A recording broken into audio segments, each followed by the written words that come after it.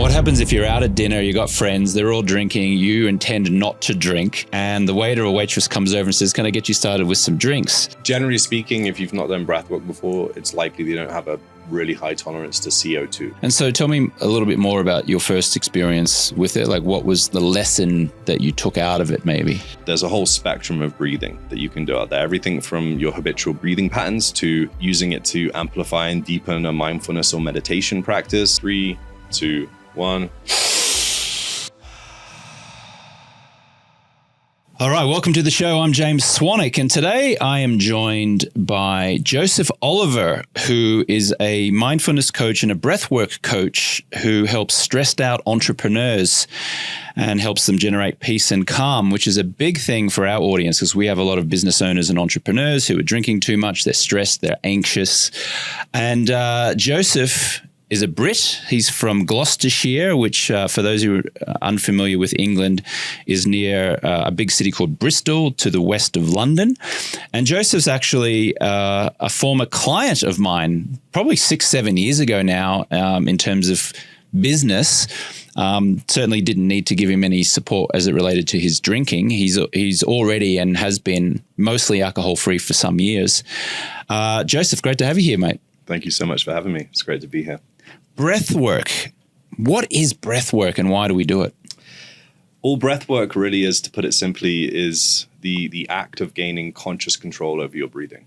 So it's kind of a strange concept to people because breathing is something we do unconsciously, right? It's something that we do every single day. It's the first thing we do when we come into this world, and it's one of the last things we'll ever do, quite literally. But breathing can create massive physiological and neurological changes in the mind and body. And that's why it's so powerful. So it's really not that difficult to take conscious control of your breathing and create a different state of being, so to speak. Are human beings breathing the way nature intended us to breathe? The classic example that you always hear is you should breathe like a baby, because most of us start off breathing correctly. But as human beings, we learn through osmosis, which is watching other people and unconsciously picking up on their habits. So a lot of people don't realize that we unconsciously pick up on their breathing habits as well. So people are stressed and we see them breathing heavily through the mouth, and then we start doing that too, and it creates this like negative cascade.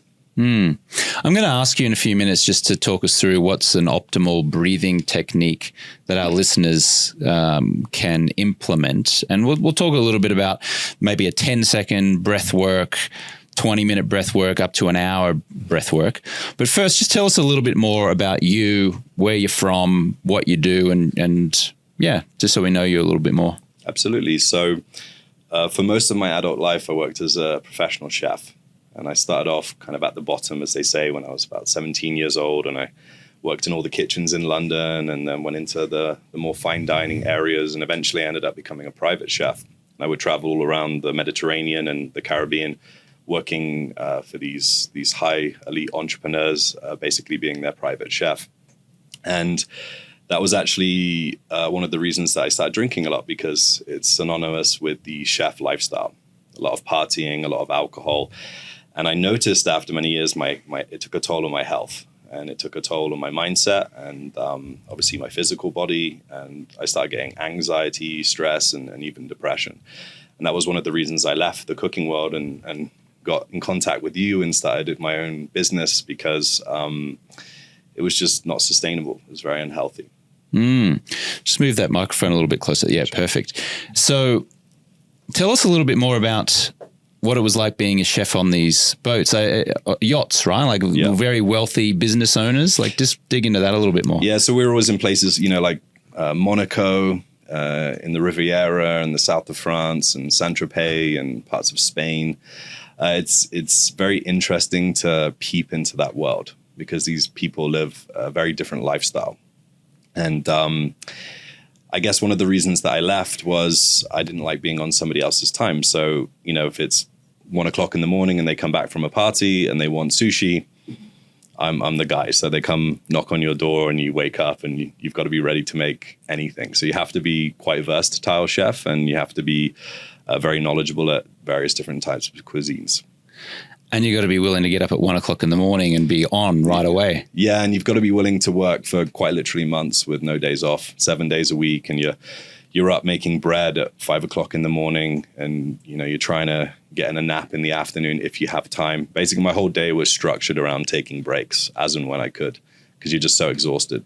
And how long would you be on a yacht for?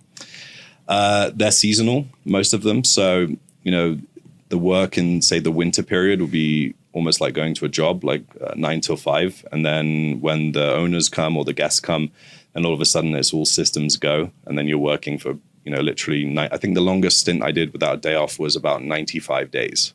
Wow, that's a lot. 16 hours a day. And what were your sleeping quarters like on these boats? You share most of the time, unless you're in a higher position. So the captain, for example, will get his own quarters. But I used to share with the engineer. So you're like two grown men in a tiny cabin on bunk beds. What was that like? Claustrophobic, to say the least. A little bit uncomfortable. There's not a lot of privacy. And you live where you work, right? So it's very hard to switch off. You're always thinking about what you've got to do. Yeah. And what were the businesses that many of these wealthy people owned or did? Like, how had they made their money? That's a great question. I found that a lot of them were serial entrepreneurs. So they had multiple businesses. But generally speaking, there was always one business which really took it to the next level for them. But that was after, many failings, so to speak. And was that in a particular industry, like tech? Was there a pattern to the industries that they were in? Or? I worked for a lot of people in recruitment and retail. That was the two ones that I saw the most consistently. So when you say retail, they owned like a big department store, or they owned particular brands? Or yeah, brands and department stores.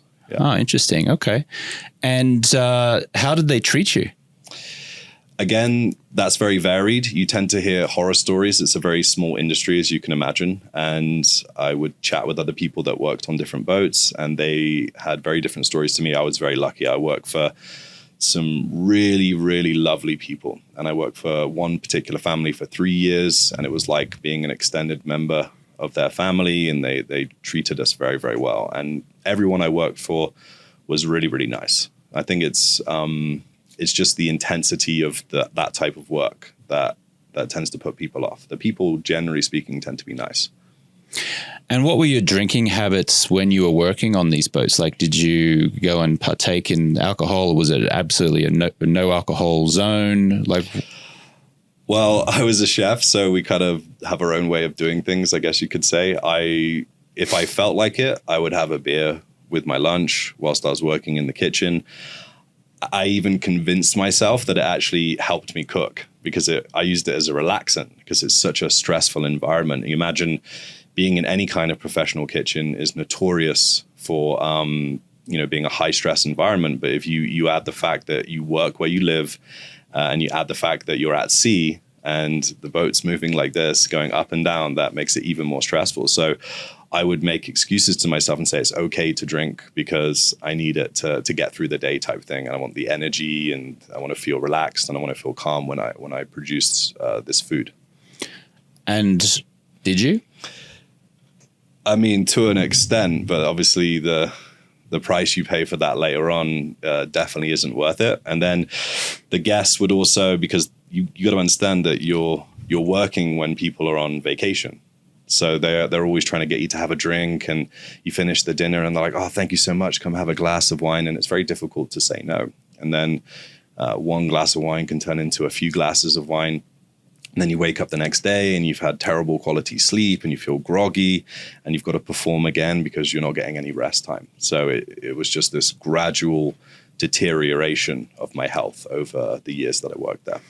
And I'm assuming during this time you weren't familiar with breathwork as a modality, or probably creating a business for yourself. Or maybe that was in the background as you were doing that, but just talk a little bit about the evolution from what you've just described, that career, to trying some businesses or business, and then ultimately now being mostly alcohol free and being a breathwork coach. Yeah. So the letting go of the alcohol and the other vices was really the catalyst, because eventually I started to have much more clarity of thought, and then that came with new ideas. And then I was like, okay, well, maybe I can do more than this. Maybe I can be more than this. I was around all these people that were very successful, and I used to think to myself, if they can do it, why can't I? And that led me on, I guess you could call it a journey of self-discovery, where I started experimenting with different things, different health tools and protocols and biohacks, and breathwork naturally came with all of that kind of stuff. And that was the thing that I found to be the most impactful for me. And at that point in my life, it was about escaping my current paradigms. It was about overcoming the stress and the anxiety and the depression. And what I found is after I had facilitated that and I got to a nice level of homeostasis, so to speak, then I was able to think about more expansive things. Then I was thinking about, what does it mean to feel really good? How happy can I be on a day-to-day basis? How can I change my baseline habitual states to really enjoy my life as much as possible? And breath work was a really powerful tool for helping to facilitate that. How did you and I first come into each other's being, I guess? I went to a business event in London. So this was whilst I was still working on the boats and I had time off in the winter. I believe it was with Brandon Carter. Mm-hmm. And that was actually my first ever exposure to any kind of business or entrepreneurship. And I remember they were talking about funnels and all of these terms that I'd never heard before. And it just blew my mind. And you were one of the speakers. And you had a particular impact on me. And I think that was because you were already involved in health and helping people with their health. And I remember actually brought a pair of your blue light blocking glasses at the dinner. And that was what led me to starting my first business with you. And I got your help with that. Yeah. Brandon Carter is a great guy. I think his Instagram is King Keto, and he helps younger guys start their own online business, and he's very fit and healthy. And he was running this event in London, and he invited me to come and speak there and talk about the success of Swanwick Sleep, which is my blue light blocking glasses company. And we went out to dinner that night, and I think you may have requested that I mentor you in a professional capacity, or maybe I referenced it in my talk and you applied. Do you remember the circumstances around how you ended up becoming, I guess, a mentee in a professional sense? Yes, I remember in your speech, you spoke about how you paid Ty Lopez, I believe it was $25,000. And it was such a huge amount of money for you at the time. Yeah. And it was very scary because you didn't know if the results were going to come afterwards, and it was all brand new territory for you. And I was like, wow, I need to do something like that. I need to find somebody that's already walked this path, so to speak, who can help me get to the next level. And I believe I reached out to you after the event and proposed the idea to you. Okay, got it. Great. And then you joined, I think, a business mastermind of mine with about 6 other guys, I think, who I was supporting and building an online business. And then that involved Zoom calls. In fact, I remember you joining one of these Zoom calls from a boat somewhere in the Mediterranean. Correct. And we were on anchor. So it was by pure luck that there was actually signal, and I was able to hotspot my phone to my laptop. And I remember I was in my cabin because that was the only place I could get an ounce of privacy. So I had the laptop on the bed, and I was standing up with my phone balanced as close to the ceiling as possible to try and get the signal so I could receive the call. Yeah, amazing. And so what did you learn and what did you do as a result of being in that mastermind? That particular mastermind, it made sense for me to call upon skills that I already had. And obviously I knew a lot about chefs and I knew a lot about that industry. So we ended up creating a product that you helped me a lot with, which was chef pants and clothing for chefs. And the idea behind it was that chef clothes generally are very unfashionable. And so we made them more fashionable with better quality materials, because a lot of them contain nylon and things that aren't so good for your skin. And that was incredible because we literally went from me having, I'd barely used a computer at that point. I literally knew how to cook and that was it, to actually creating a business that actually became successful as well. So it was an amazing transformative experience. And that was one of the things that really showed me that I could do these things that had previously been unavailable to me.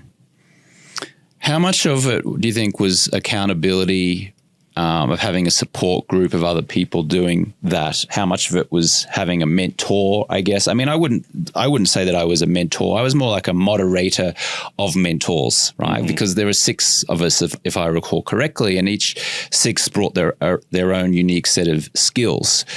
So, what did you learn about accountability or mentorship or coaching or anything from that process? I definitely learned that accountability is king. And I would say it is one of the most important things. You can't really make anywhere near as significant progress if you don't have a support group, if you don't have accountability, and you don't have other people that are on the same path as you and trying to do the same thing, because it makes it more real.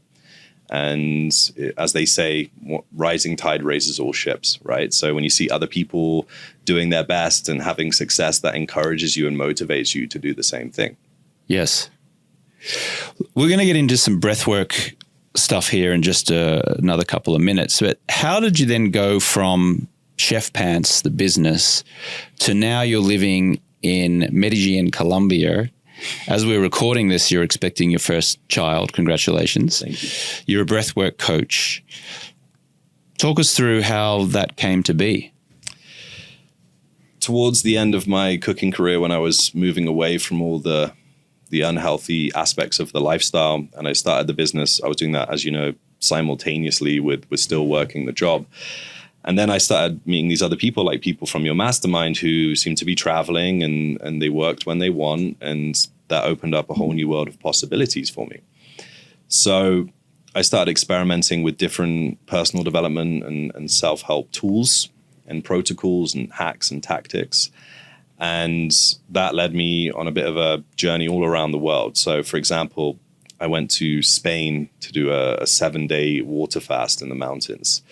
And then I came here to drink ayahuasca and things of that nature. And I did all these kind of crazy things to really try and discover a deeper meaning in life. I was really looking for what my purpose is. And it was when I found the mechanism of breathwork that really started to open things up for me. And so at that point, I had the clothing business, and I decided to not continue with that. And I wanted to do something that was a bit more impactful for people. I wanted to help people overcome the same obstacles that I myself had overcome, like the stress and the anxiety and the depression, etc. And so I thought, why not start a coaching business around that? Before we get into the breathwork, tell me about the 7-day water fast and ayahuasca. What was that? What were those experiences like? Very challenging. At that point, I'd never done any kind of prolonged fasting.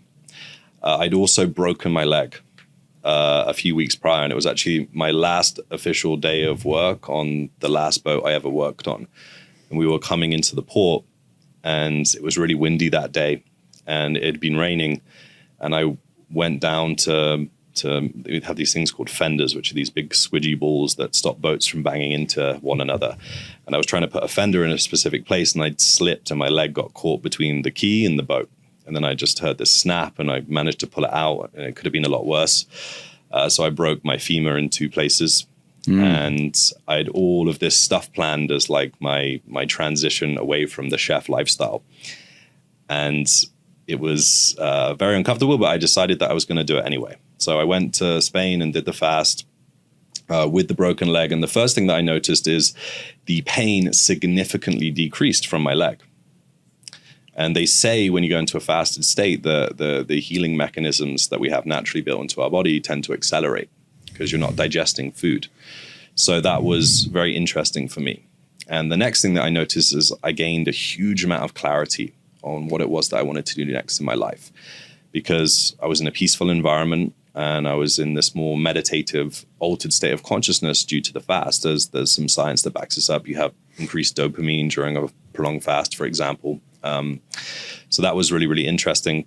And then I flew to Colombia, went and drank ayahuasca, and that opened up a whole can of worms. It was profoundly uncomfortable and different kind of experience, like nothing I'd ever had before.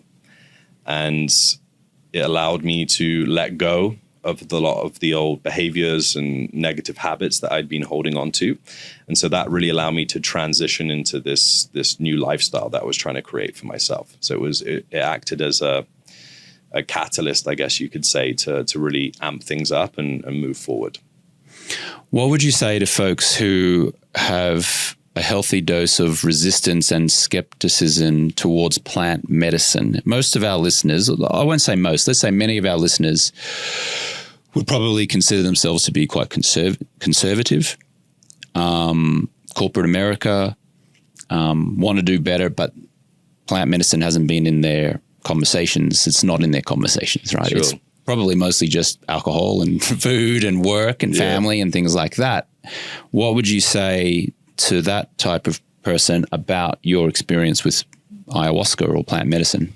I'd say a couple of things. First up, I myself was extremely skeptical, but I thought, what's the worst that can happen? And be very careful when you do research on these things, because depending on where you look, you're going to find things that might reinforce the beliefs that you already have around it.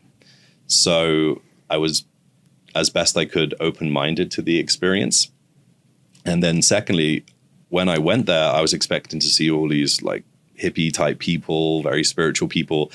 And I actually found there to be a lot of networking opportunities. Really, really hyper successful people in various different fields were there really for their own personal growth and development. And a lot of people utilize these plant medicines to further their business and other practical aspects of their life. So that was really, really surprising.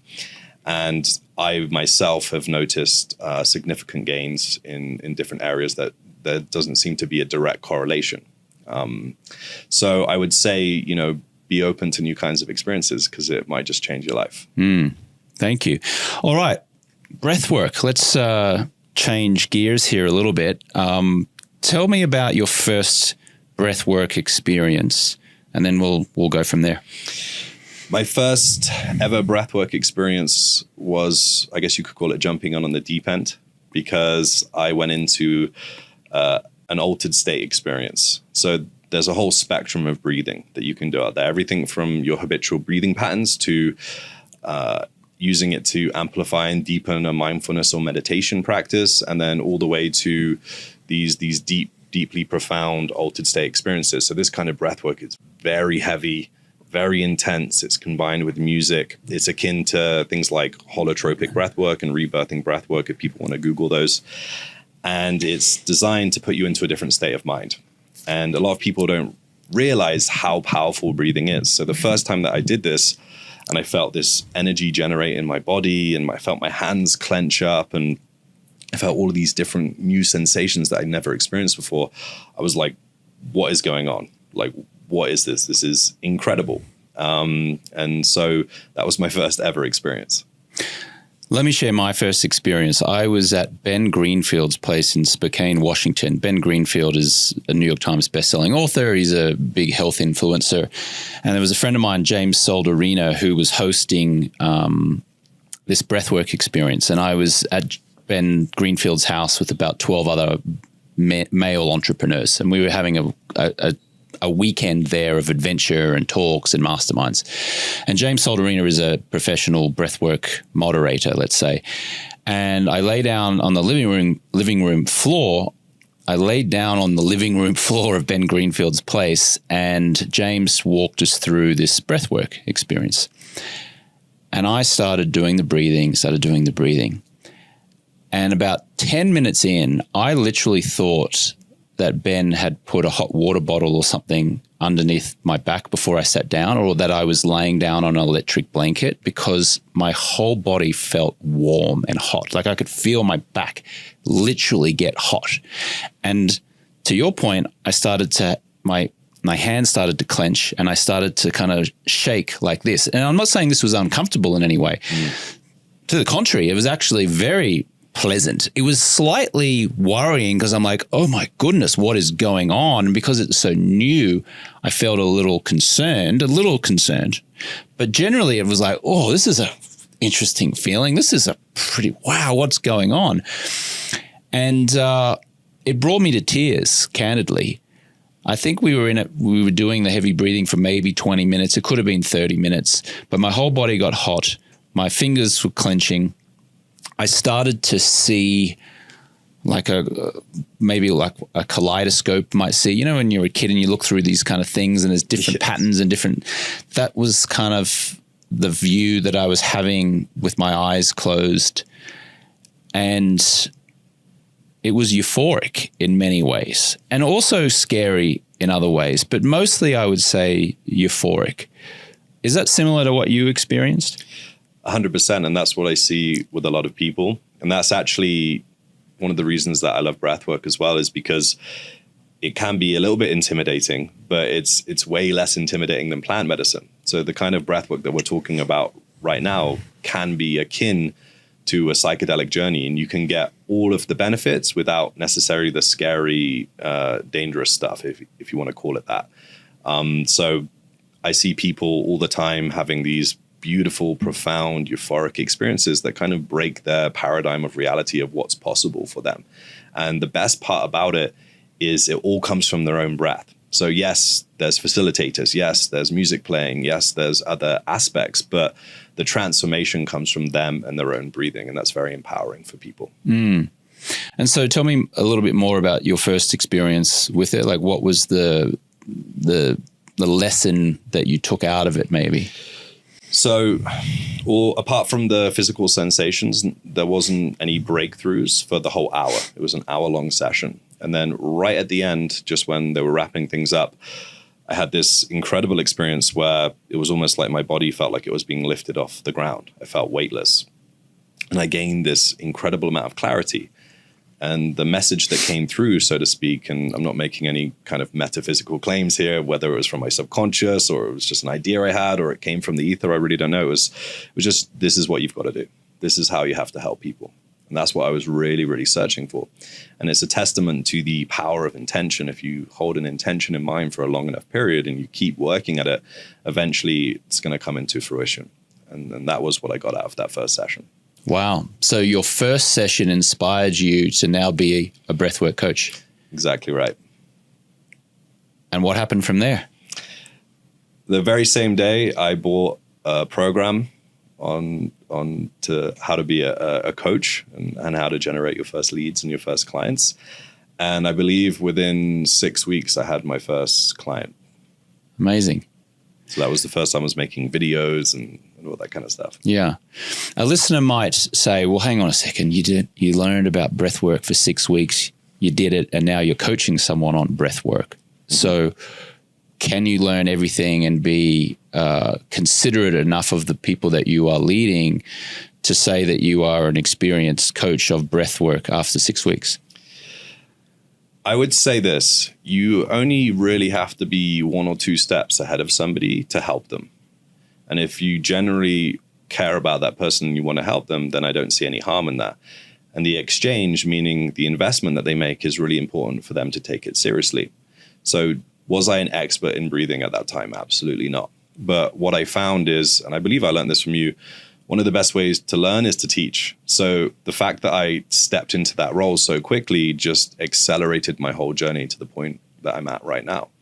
And it's not just about teaching people breathing techniques. As you know from running a coaching business, the accountability, the support, the community that you create, the videos, the resources that people get access to, these are all other very important elements to helping somebody with a transformation.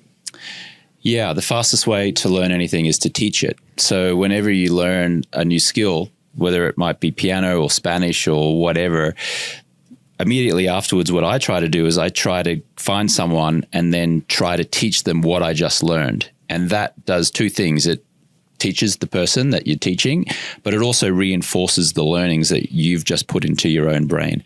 So yes, very powerful tool to learn anything. I wish I knew this when I was studying for my high school exams back in the day, because I would have absolutely crushed, I think. Okay, great. And so you had your first client within 6 weeks, and then what happened from there in terms of the business and who you got to support? So I had a small background in business from what you had taught me in the past and the other few things that I had done at that point.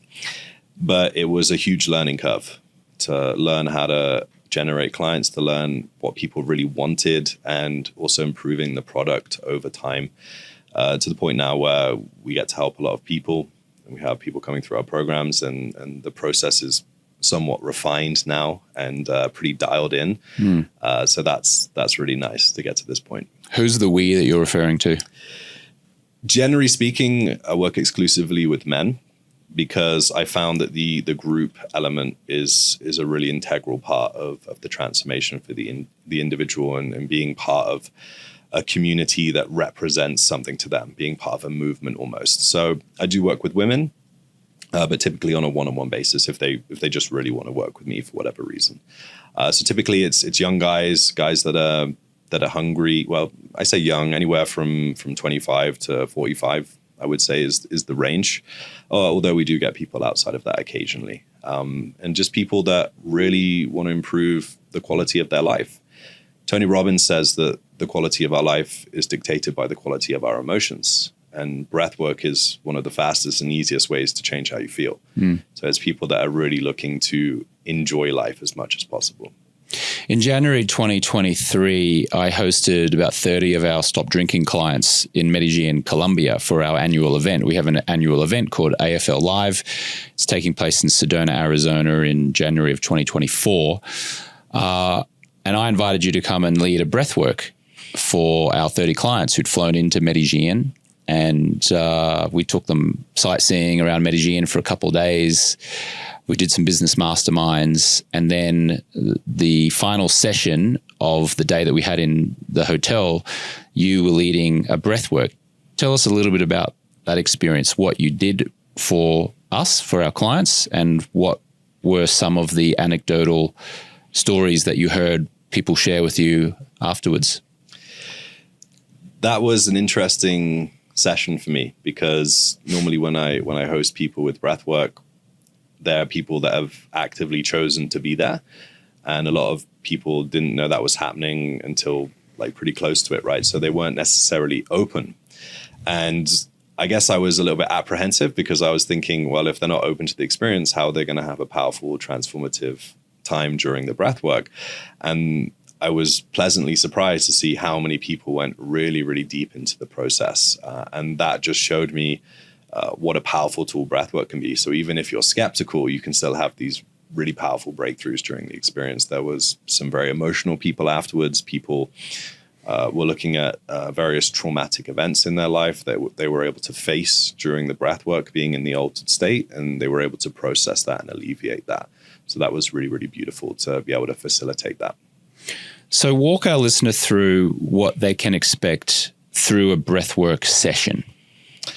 Through a breathwork session, something that's really, really important before you even get going is to do a detailed breakdown, because a lot of people don't realize how powerful these experiences can be. So you want to make sure that they're well prepped for what they're getting themselves in for.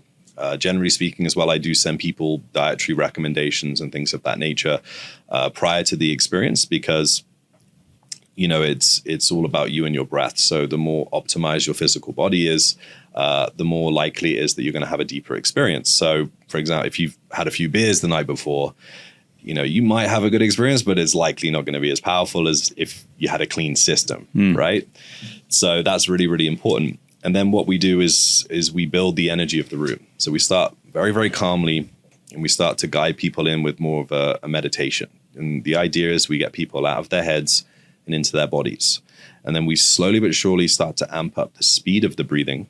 Okay, and a lot of people might even call this hyperventilation, but it's not really, and it's done deliberately, and it's done with intention. It's perfectly safe. People have been doing this for quite literally thousands of years. And the music corresponds with the intensity of the breathing, and that's designed to deepen and amplify the experience and also guide people through the session. So I'll be playing instruments, and we have various different sounds and smells and things to create an amazing atmosphere. And at some point it will reach like a crescendo piece, like a peak point, which is designed for breakthroughs. And then slowly but surely it will tail off and just give people time to process whatever it is that they need to process during that session. So it's an opportunity to release trapped emotions. It's an opportunity to process traumas, all the way back from your childhood. Even birth trauma is quite common. It's a chance to gain a lot of clarity, epiphanies, and realizations for your life and your business. It's an opportunity to have a vivid, almost psychedelic level experience if that's what you're looking for. And then we'll bring people back down and then ground in a new, better, happier, more powerful energy. So everyone leaves in a different state. For the uninitiated who might be listening to this now, like, can you give me an example of the depth or the ferocity or the strength of the breath? Can you just demonstrate it to me now for like just 20 seconds, just so they get an idea? Because some people might be thinking, well, I don't really understand this breath work. Am I just going, or am I going? Yeah, so the breathing itself, there's an intuitive aspect to it. So it can look very different for different people. Personally, I always think it's better to breathe a little bit more intensely. Generally speaking, if it feels like nothing's happening, that's an indicator that you need to breathe harder and breathe deeper. But the framework that we teach has 4 different elements. The first is you breathe through the mouth. Reason being is the mouth is associated with emotional breathing. And in a sense, we're deliberately triggering an emotional process. Secondly, you breathe deeper than you normally would, so diaphragmatically. Mm-hmm. Thirdly, you breathe faster. And finally, you breathe in a continuous cycle. So there's no pausing between the inhale and the exhale. It just keeps going.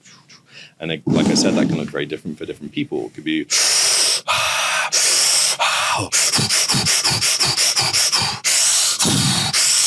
We can get even crazier than that.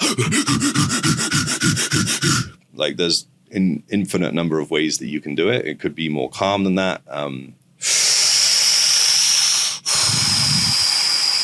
Generally speaking, it's going to be some kind of exaggerated breath because that I'm feeling the effects right now. You're feeling it now, yeah. I should have done that before we started the podcast. That's the key. That's what allows you to enter this altered state. That's what puts you into a different frame of mind. And it might seem intimidating to do it like that, but you don't have to breathe like that for the whole hour. If it's an hour session, for example, you can pause, you can hold the breath, you can breathe through the nose. And they can be some of the most beautiful parts of the experience, but that's how we get in there. My experience of breath work has been it's quite uncomfortable for me in the first 5 to 7 minutes or so as I'm beginning it. I feel lightheaded. I feel dizzy. I'm going, and I start to get lightheaded and I start to get nervous to the point where sometimes I haven't pushed through. In fact, I've pulled back. And I still get benefit and I still have breakthroughs and I still feel my body changing, but the lightheadedness is so strong that it feels uncomfortable. How do you help people push through that discomfort? One of the ways I help people is by doing a lot of breathing myself. And if I notice people, if I feel that they need to breathe harder and breathe deeper, I'll be kind of breathing near them and encourage them to go through. Because if you get through that 5 to 7 initial minutes, at some point, and it can happen in less time than that sometimes, the body's going to take over and it's going to start to feel really good and the breathing's going to become effortless. And that's when you know you're in this different state of mind, and that's where a lot of the benefits come from. So what we do in the live sessions is we really push people. You know, it's almost military in the first 5 to 10 minutes just to push them into that old state, because there's always that moment where they need to make a decision. They're like, okay, I'm feeling uncomfortable. I'm feeling lightheaded. I don't like this. I've got resistance. And we want them to break through that resistance. And most people do. And then that's when all the wonderful things can happen. Yeah. Why does our body literally feel like it's getting hotter or warmer? Why do our fingers sometimes clench? Why do we see the kaleidoscope with our eyes closed of the different colors and the different shapes? What's actually going on in the body? So the monks in the Himalayas do a form of breathing which they call tumo breathing. And it's a very intense breathing technique combined with visualization exercises. And they'll use it to generate a massive amount of heat in their body. And they actually have these competitions where they'll melt the snow around them because they generate so much heat. It's incredible. And that's actually where, for those of you who know, the Wim Hof method is derived, I believe. One of the reasons that happens is because you create a release of adrenaline, which heats the body. And so that makes us very, very hot. And so sometimes when we do sessions, especially when you have weather like here in Medellin, like it gets very sweaty for a lot of people. That's why it's good to do it in an air-conditioned room. The hand clenching, there tends to be this huge buildup of energy in the body, and they actually call it tetany, which is like an involuntary contraction of muscles. And this can feel really, really uncomfortable, but generally speaking, I like to tell people it's a good sign, because that means that you're changing your physiological state, and it's perfectly safe. No one ever has permanent damage from anything like that. But like you said, it can feel very, very uncomfortable. And what was the other part that you asked me? The kaleidoscope, the colors that you see when your eyes are closed. A lot of people think that the more psychedelic aspects of the breathing comes from releasing DMT in the pineal gland. There is evidence to suggest that may be true, but a lot of the effects that you're talking about actually come from changes in your oxygen and CO2 levels. So, yeah, it's surprising.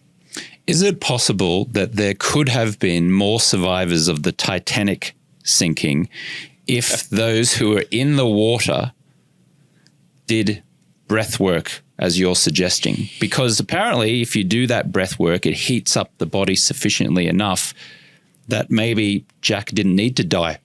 Maybe he didn't need to drown. Maybe he could have just sat there with Rose on the floating door and been doing breath work like and they would have lived happily ever after. I'm going to say yes. They should maybe make a new version of that movie with that being the ending. It's possible then, right? It's definitely possible. It's a nice thought as well. And breathing can be a life-saving tool if you know how to utilize it properly.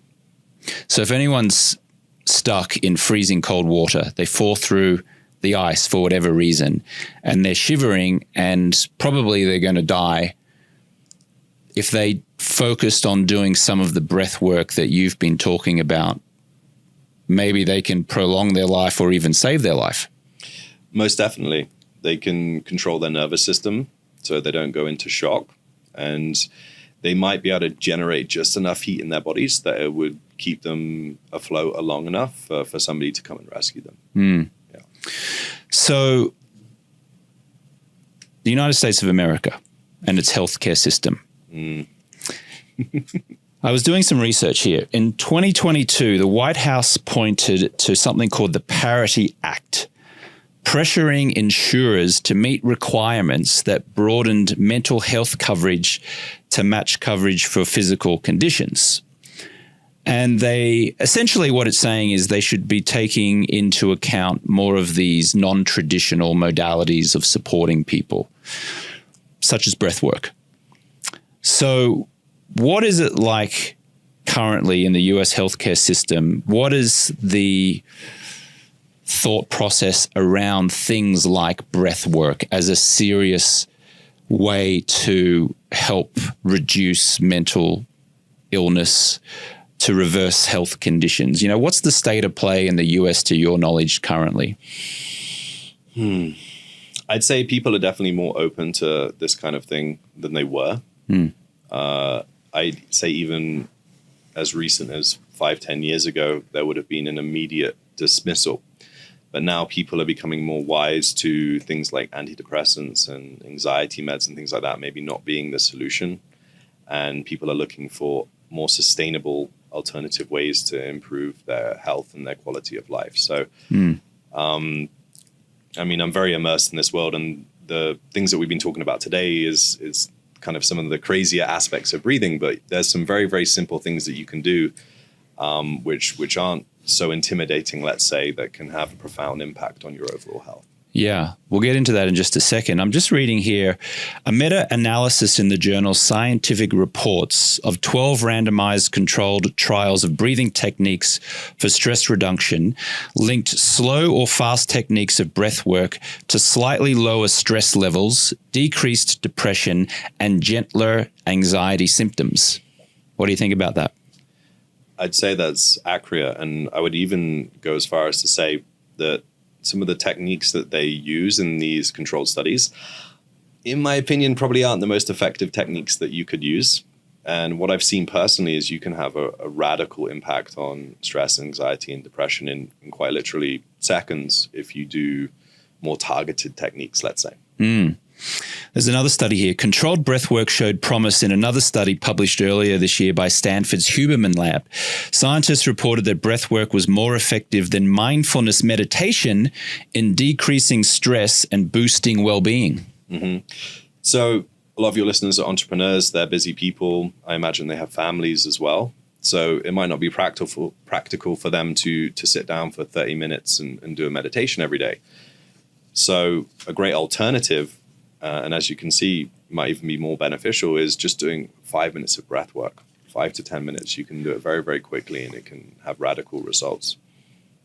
So researchers in that Huberman Lab study that I just referenced used 3 common types of breath work. There was a type of drawn-out exhalation called cyclic sighing, box breathing, which is the alternation of inhalations and exhalations with equally long breath holds, and a type of hyperventilation, that variably uses short and long exhalations. So the first one, they're talking about making a physiological sigh. This is something we do naturally. I believe it's approximately every 5 minutes anyway, just to calm down our nervous system. So as I said in the beginning of the podcast, breathing's something we do every second, but we can gain conscious control of. So if you make yourself do these physiological sighs, just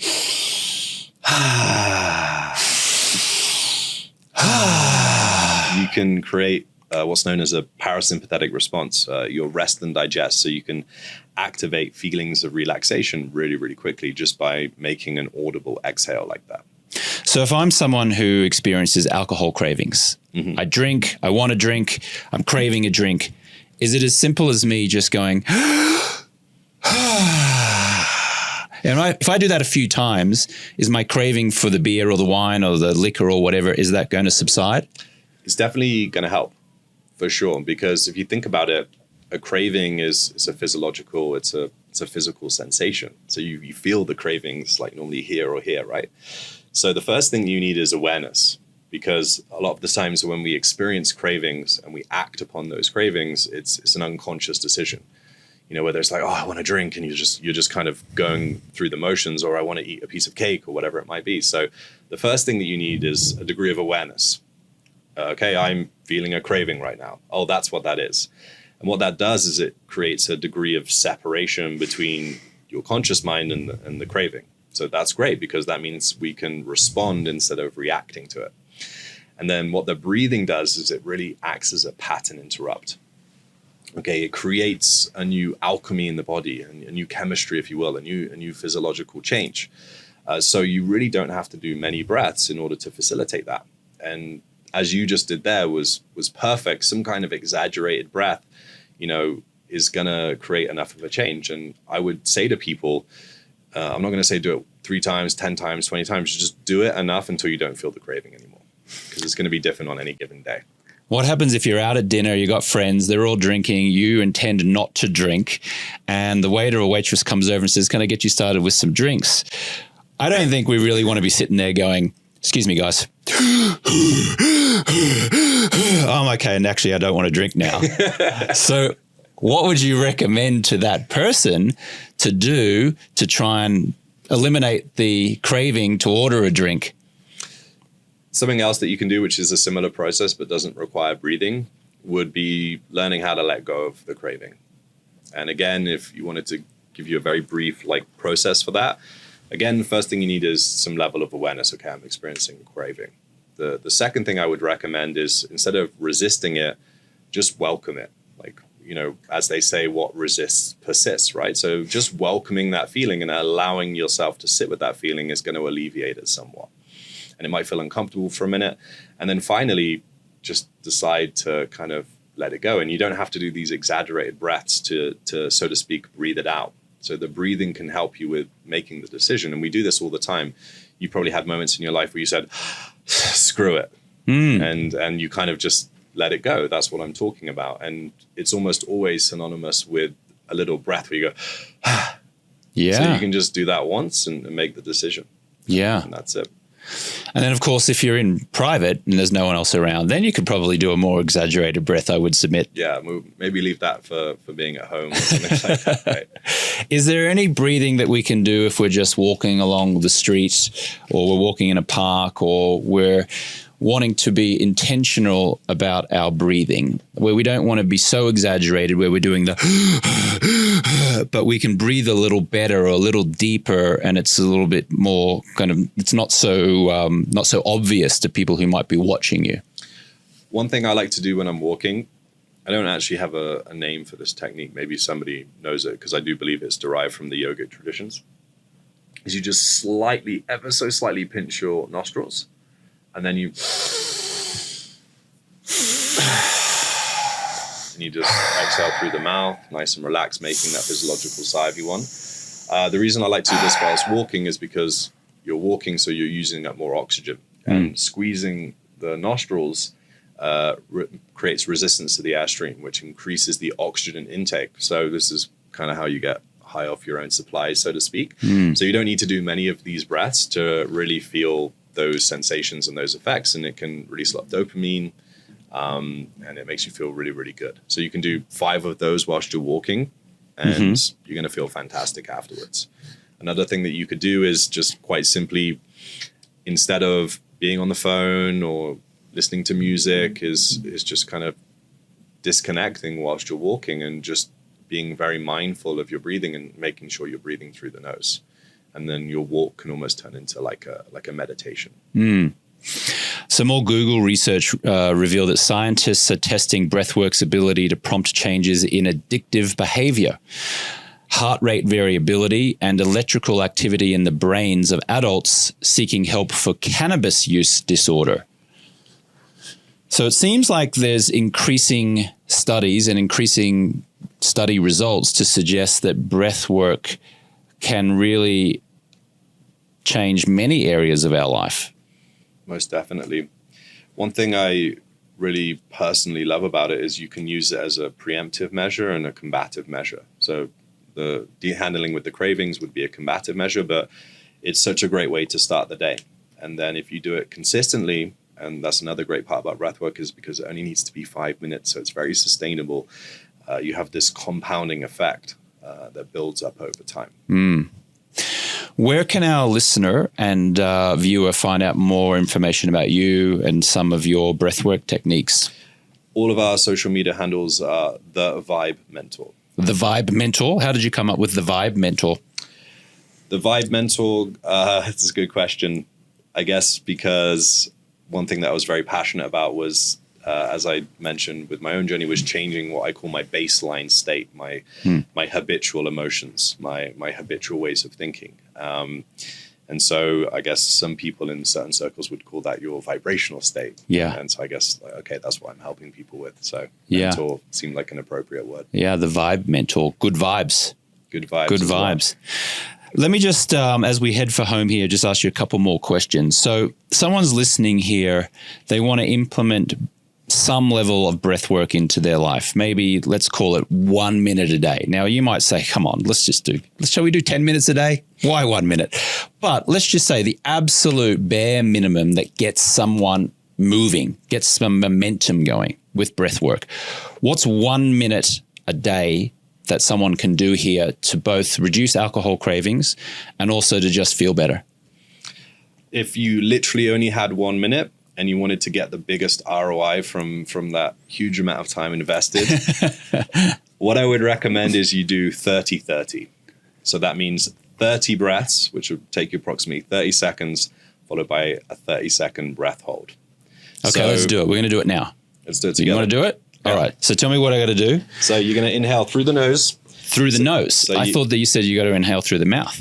If we're doing the more extreme breathing. Okay. For the purposes of this, you want to breathe through the nose, so you get increased oxygen intake. You also get nitric oxides that opens up all your vessels, and you get better oxygenation to the brain and muscle tissues. Okay, so we're calling this the 30-30 breath work? 30-30. Okay. So in through the nose, out through the mouth, so we can make that sigh that we were talking about earlier. Okay. So you're creating an energized but calm response in the body. Okay. Creating balance and alignment and all of this kind of stuff.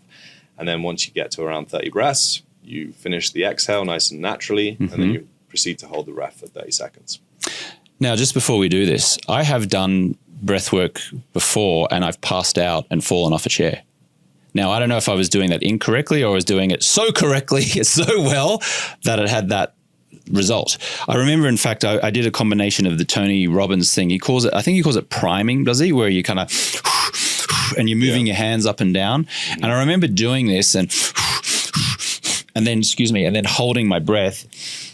And then I literally woke up and I'd fallen off the chair. And there was a good lesson, because now I do it on a sofa and I've got like little cushions and pillows around for me.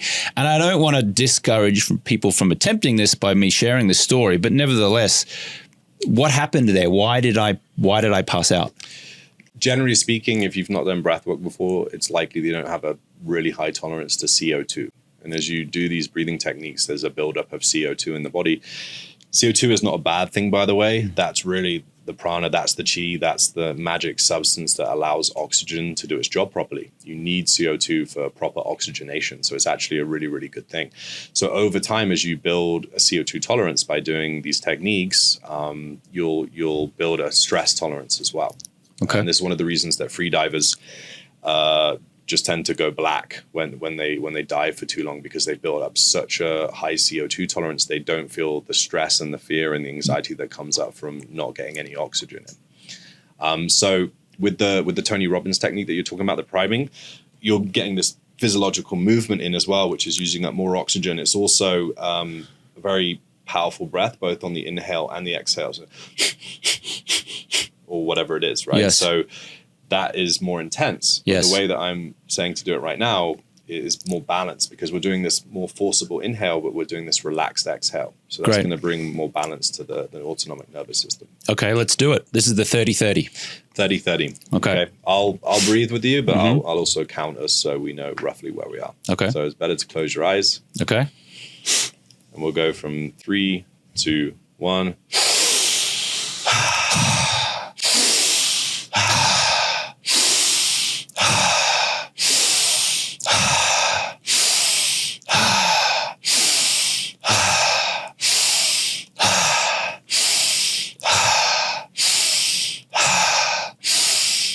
That's 10, keep going. 11, 12, 13, 14, 15, halfway now, fantastic. Relax into the sensations.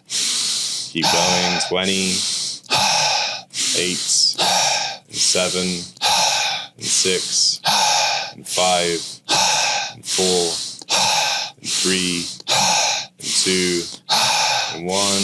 Relax and exhale, hold. I'm just going to count down roughly from 30.